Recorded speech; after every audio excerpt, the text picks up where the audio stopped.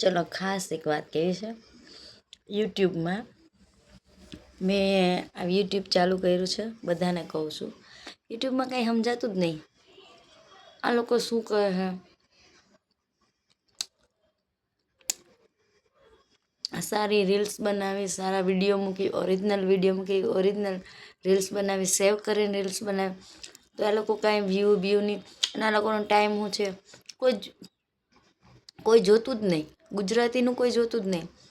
બીજી ઉત્તર આ બધા મદ્રાસી ને બદ્રાસી એનું જ જોઈ છે યુટ્યુબમાં. તો એ બધા એવું કે યુટ્યુબમાં સારું પેમેન્ટ મળે, આ મળે. કશું મળતું નહીં. મળતું હોય તો આવું હોય.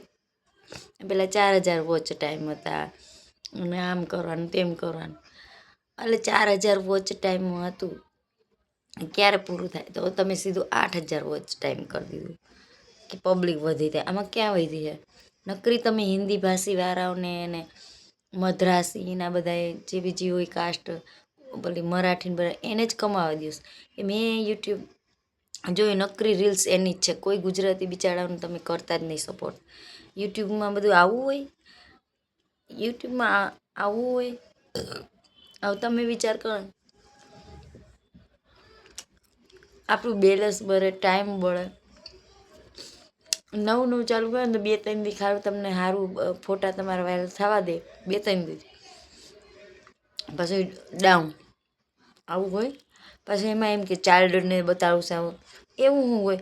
હવે અત્યારના ચાઇલ્ડ બધાય બધું જોતા જો. મોબાઈલ મૂક્યો હોય મા બાપે તો યુટ્યુબ ખોલેલ શું આવે? બધુંય આવી જાય મિક્સ. મા બાપ મોબાઈલ દઈ દે શું આવે? મિક્સ જ આવવાનું હું.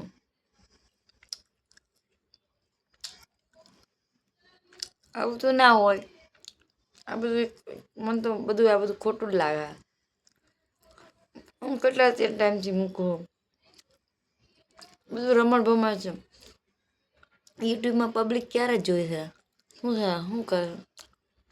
કંઈ સમજાત નહીં.